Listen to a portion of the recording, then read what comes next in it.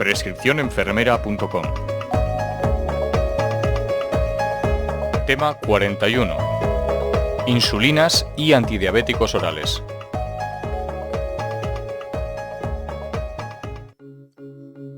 La diabetes mellitus es un conjunto de síndromes caracterizados por la presencia de hiperglucemia crónica, a la que en general se asocia otro tipo de complicaciones vasculares y sistémicas.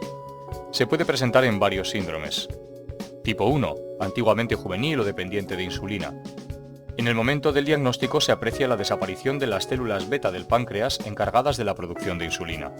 Si está debido a un proceso autoinmune, hablamos entonces de diabetes mellitus tipo 1 autoinmune, o si se desconoce, hablamos de diabetes mellitus tipo 1 idiopática. En general aparece antes de los 30 años y se caracteriza por una insulopenia, por lo que el paciente precisa insulina. Tipo 2, no insulino dependiente, es mucho más frecuente y de aparición más tardía, asociándose habitualmente a la obesidad. En este caso no se aprecian variaciones en la secreción de insulina, pudiendo ser esta incluso superior a lo normal. Aún así, esta cifra resulta insuficiente para mantener los niveles de glucemia normales, lo cual indica que existe una resistencia a la acción de la insulina. Diabetes mellitus secundaria, enfermedades pancreáticas, síndromes congénitos, endocrinopatías, etc. A veces es irreversible. El tratamiento actual del diabético requiere un abordaje múltiple, especialmente con el fin de prevenir las complicaciones asociadas. Incluirá la práctica de ejercicio físico, dieta, antidiabéticos orales y/o insulina, y el tratamiento de las complicaciones que pueden aparecer. Insulina. La insulina es un polipéptido sintetizado en las células beta del páncreas. Consta de dos cadenas de aminoácidos unidas por dos puentes disulfuro. Ambas cadenas provienen de su precursor, la proinsulina, el cual a su vez deriva de la preproinsulina. La liberación de insulina en el páncreas depende de múltiples factores de regulación, siendo las variaciones en los sustratos energéticos los que inducen modificaciones inmediatas.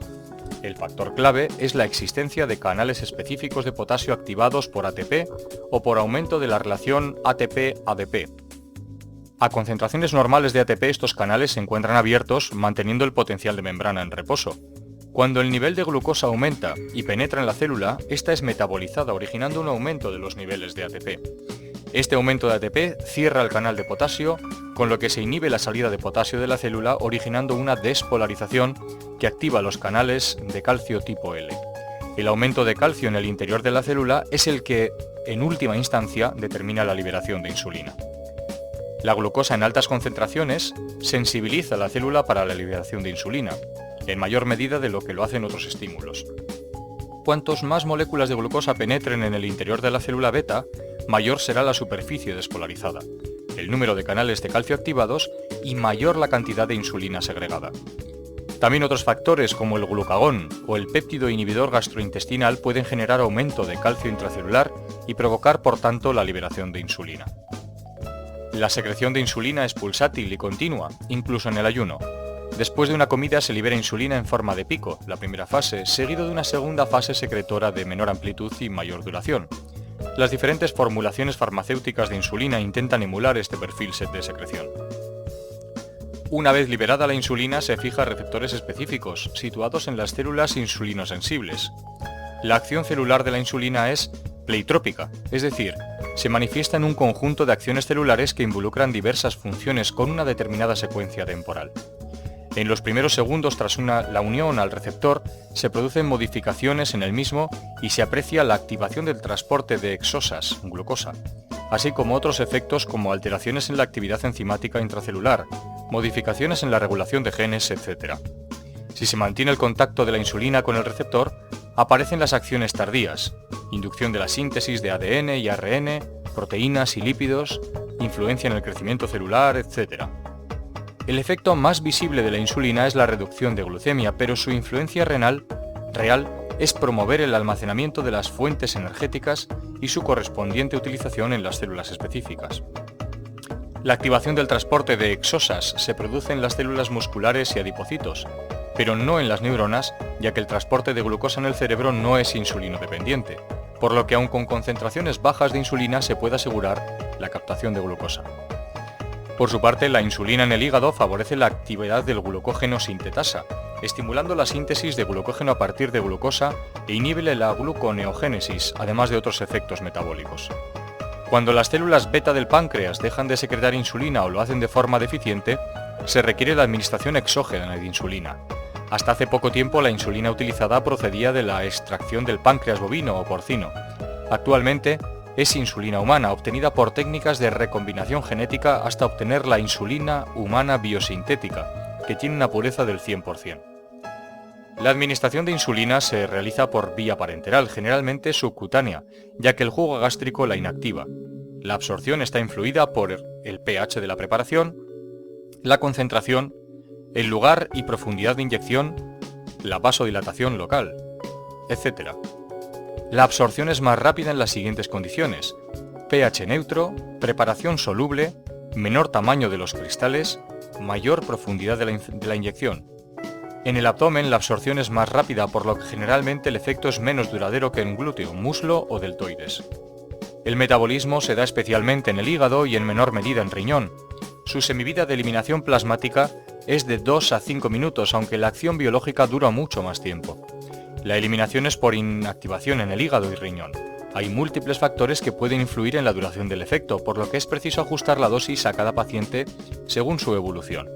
Con el fin de imitar la secreción endógena de la insulina, que se ha sintetizado diversos tipos de insulina que tienen unos efectos más rápidos o más lentos. Insulinas de acción rápida, insulina regular e insulina semilenta. Insulinas de acción intermedia, insulina NPH, protamina. Insulinas bifásicas, rápido comienzo y acción prolongada. Insulinas de acción lenta y ultralenta, protamina zinc. La única indicada para administración intravenosa es la insulina regular. La principal y más frecuente reacción adversa del tratamiento con insulina es la hipoglucemia. Para evitarla es preciso educar al diabético en las necesidades y acciones de la insulina y alertarlo sobre los síntomas característicos. Con los preparados de acción rápida predominan los síntomas de hiperreactividad vegetativa, simpática y parasimpática, sudor, temblor, taquicardias, palpitaciones, náuseas, sensación de hambre, que pueden llegar a convulsiones y coma. Con los de acción intermedia predominan los síntomas de afectación del sistema nervioso central, confusión mental y coma. Su tratamiento exige la administración inmediata de glucosa. En raras ocasiones puede aparecer reacciones alérgicas por contaminantes del preparado y a veces reacciones de resistencia por la aparición de anticuerpos antiinsulina. Pueden aparecer reacciones lipodistróficas en forma de atrofia o hipertrofia del tejido subcutáneo en los sitios de inyección, aunque con las modernas insulinas son cada vez menos frecuentes. Por último, al comienzo del tratamiento puede aparecer edema insulínico, que es pasajero y carece de importancia. No podemos olvidar que la insulina es solo una parte del tratamiento del enfermo diabético y hay que insistir en otros factores como la dieta o el ejercicio físico. En este sentido, los profesionales de enfermería desempeñamos un papel imprescindible en la educación del paciente diabético y en el seguimiento de su enfermedad para evitar o detectar precozmente las posibles complicaciones. Antidiabéticos orales. Son fármacos que han demostrado utilidad en el tratamiento de la diabetes. Los primeros en sintetizarse fueron las sulfonilureas, siendo el descubrimiento de sus propiedades hipoglucemiantes de forma casual. Desde entonces se han desarrollado varios grupos. Los más importantes son fármacos estimulantes de la secreción de insulina, fármacos que disminuyen la resistencia a la insulina, fármacos que inhiben la absorción de la glucosa y nuevos antidiabéticos orales. Fármacos estimulantes de la secreción de insulina. Comprende las sulfonilureas, que es el grupo con mayor cantidad de fármacos: acetohexamida, tolbutamida, tolazamida, clorpropamida, glibenclamida, glibornurida, gliclazida, glimepirida, gliprentida, glipicida y gliquidona, y los derivados de la meglitidina, repaglidina y nateglinida. Las sulfonilureas a corto plazo provocan la liberación de la insulina preformada en las células beta del páncreas al aumentar su sensibilidad a la glucosa. Para lograr esta acción es preciso que las células beta sean funcionantes. Esta acción liberadora es potenciada por otros estímulos como la presencia de glucosa, aunque también es apreciable en células que han perdido su sensibilidad a la glucosa. La consecuencia inmediata de esta acción es la reducción de los niveles plasmáticos de glucosa. Este descenso de la glucemia mejora los síntomas agudos de la diabetes y es variable de un fármaco a otro. Sin embargo, a largo plazo, la eficacia hipoglucemiante de las sulfonilureas es más problemática, ya que depende en gran medida de la capacidad de la célula beta de responder a concentraciones elevadas de glucosa. Cuando el paciente pierde su capacidad de producir insulina como resultado de la evolución de la enfermedad, las sulfonilureas pierden su efecto, al igual que si apareciese insulinoresistencia. Todas las sulfonilureas se absorben muy bien por vía oral y se fijan fuertemente a proteínas plasmáticas. El volumen de distribución es variable de unas a otras. La semivida varía desde 1 hora y media para la gliquidona hasta 24-48 horas de la clorpropamida. Se metabolizan en proporción variable, en algunos casos los metabolitos mantienen actividad hipoglucemiante. Presentan eliminación renal, aunque la gliquidona se elimina casi exclusivamente a través de bilis. Atraviesan la barrera placentaria y pasan a leche materna, por lo que no deben usarse en embarazo.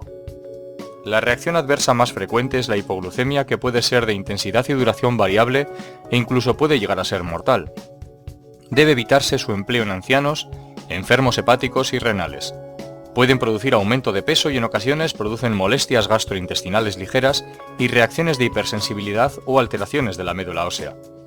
Presentan importantes interacciones con otros fármacos y dado que su eficacia hipoglucemiante está en estrecha relación con sus niveles plasmáticos, estas pueden tener relevancia clínica importante, con lo cual antes de asociar cualquier tratamiento a las sulfonilureas deben revisarse la posibilidad de interacción.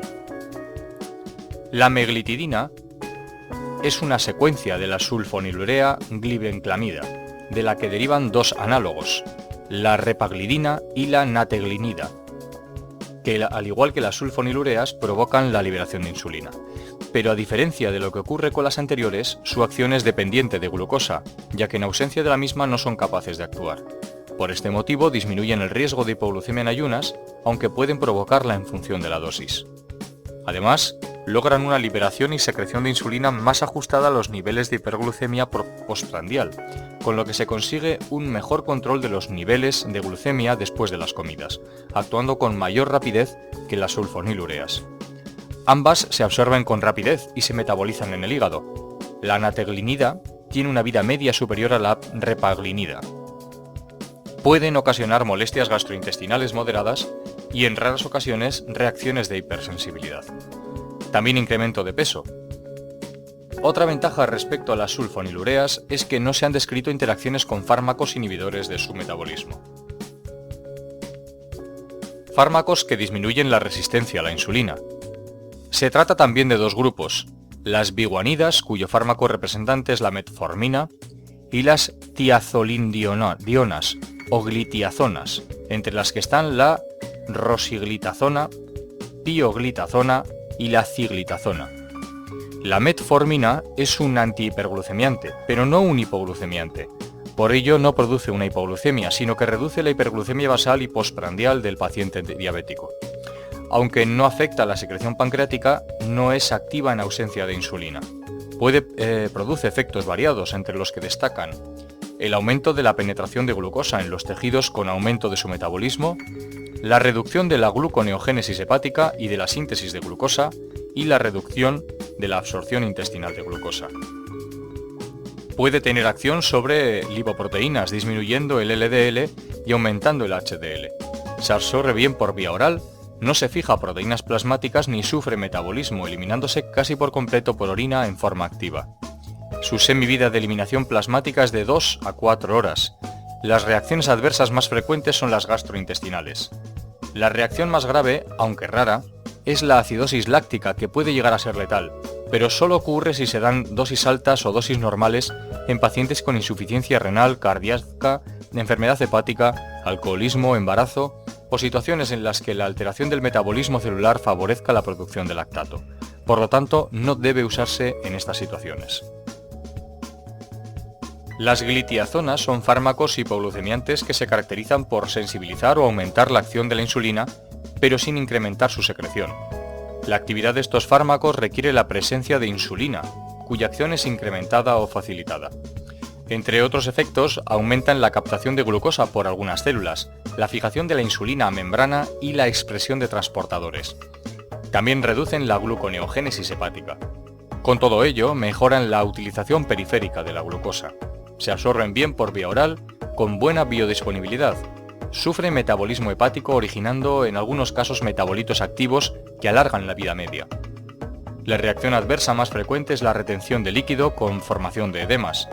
Se puede producir también anemia, aumento de peso o alteraciones hepáticas, por lo que debe vigilarse la función hepática y pueden producir molestias gastrointestinales. También se han relacionado con aumento de riesgo de fractura de cadera en mujeres postmenopáusicas. Fármacos que inhiben la absorción de la glucosa. Son los inhibidores de las alfa-glucosidasas, especialmente la acarbosa y el miglitol. Los hidratos de carbono son hidrolizados en el tubo digestivo en monohidratos para poder absorberse por medio de las alfa-glucosidasas. La inhibición de estas enzimas reduce la formación de monosacáridos y por lo tanto la disponibilidad de glucosa y otras hexosas para ser absorbidas en el intestino, produciendo una elevación postprandial de glucemia menor y más tardía. Pueden utilizarse conjuntamente con los anteriores fármacos. Las reacciones adversas más frecuentes son de tipo gastrointestinal y mejoran al avanzar el tratamiento. No suelen producir hipoglucemia salvo asociados a insulina o sulfonilureas. Si aparece hipoglucemia, ha de administrarse glucosa ya que los azúcares más complejos no serán absorbidos. Debe evitarse su uso en caso de insuficiencia hepática. Nuevos antidiabéticos orales. Están basados en las incretinas, que son hormonas gastrointestinales liberadas después de la ingesta de alimentos, estimulando la secreción de insulina. Así, los simuladores de las incretinas activan el receptor para su liberación. La exenatida se administra por vía subcutánea 2 veces al día, generalmente antes de la comida. Sus efectos secundarios más comunes son las náuseas y los vómitos. La hipoglucemia es poco común, salvo que se combine con otros fármacos. No debe administrarse en pacientes con insuficiencia renal moderada o grave. Por otro lado, la dipeptilpeptidasa 4, DDP4, es una enzima que desactiva las incretinas. Al mantener la acción de las incretinas, aumenta la secreción de insulina, disminuye la de glucagón y mejora la hiperglucemia postprandial y en ayunas. Se pueden administrar por vía oral como monoterapia o en asociación con otros fármacos y en general producen pocos efectos adversos.